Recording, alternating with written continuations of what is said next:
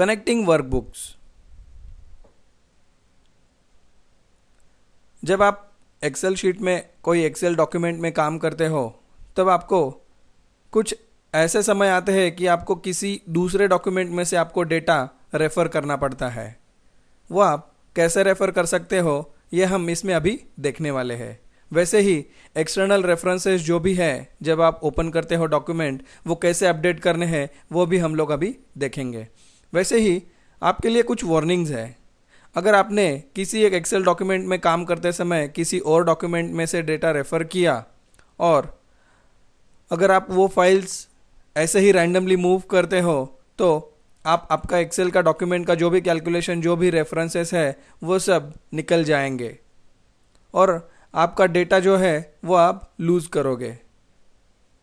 इसलिए हम लोगों ने ये टॉपिक रखा है कि आपको समझ में आए कि आप किस तरीके से रेफ़र कर सकते हैं और आपको क्या क्या परेशानी हो सकती है और इससे आप कैसे निपट सकते हो। हम अभी ये देखने के लिए एक एक्सेल डॉक्यूमेंट ओपन करते हैं।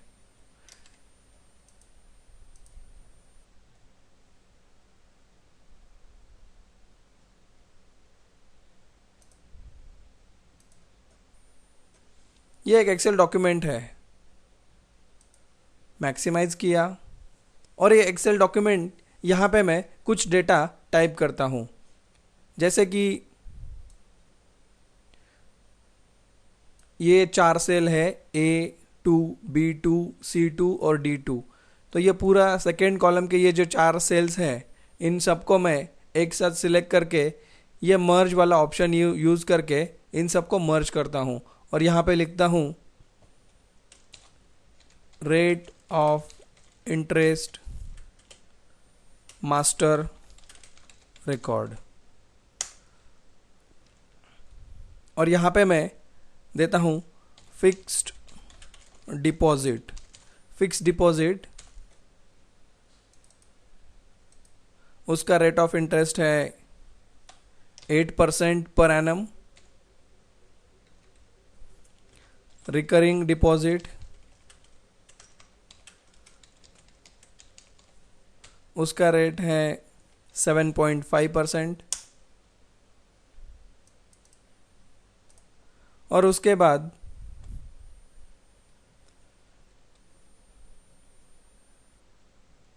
और कोई deposit type let's say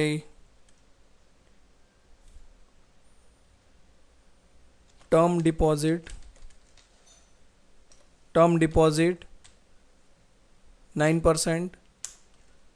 special term deposit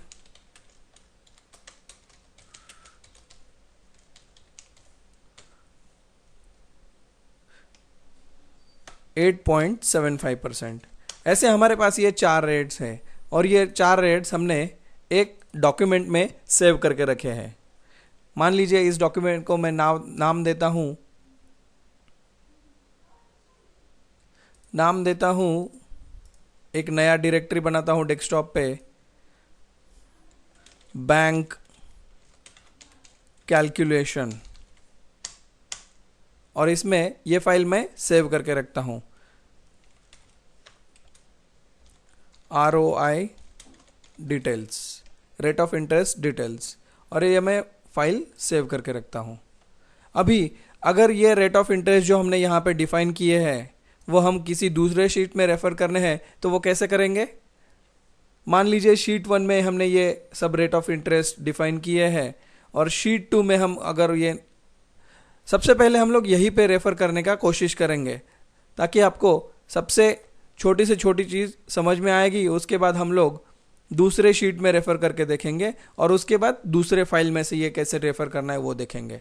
सबसे पहले इसी डॉक्यूमेंट में यहाँ पे अगर आपको ये रेफ़र करना है ये रेट ऑफ इंटरेस्ट का वैल्यू, मान लीजिए आपका अमाउंट है 5,000 और ये है फिक्स्ड डिपॉजिट।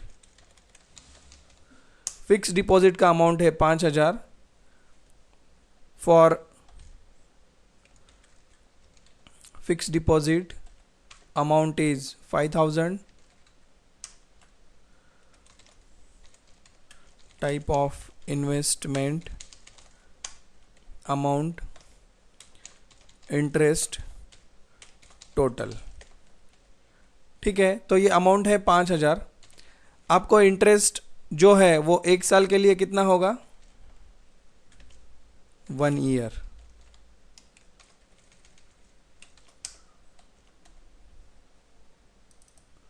तो इंटरेस्ट कितना होगा? 5,000 मल्टीप्लाइड बाय फिक्स डिपॉजिट का इंटरेस्ट है 8%, मल्टीप्लाइड बाय 8 डिवाइडेड बाय 100। जब भी आपको कोई कैलकुलेशन करना है तो आपको इक्वल टू साइन देना पड़ता है।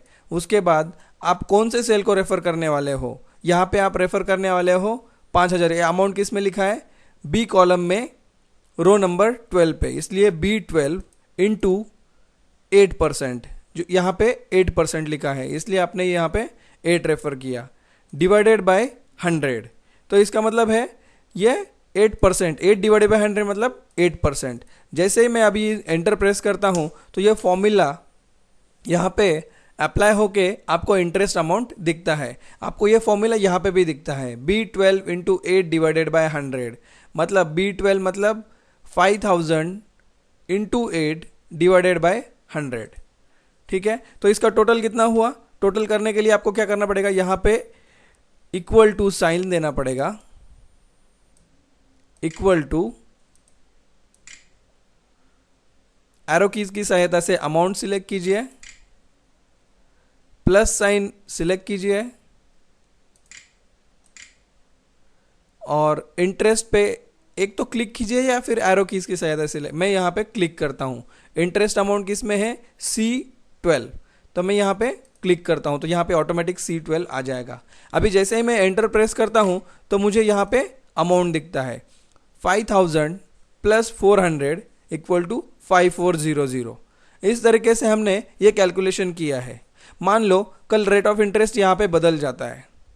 ठीक है, रेट ऑफ इंटरेस्ट यहाँ पे हो गया 8.5%, लेकिन ये अमाउंट, इंटरेस्ट अमाउंट तो नहीं बदला, ये भी बदलना चाहिए बराबर।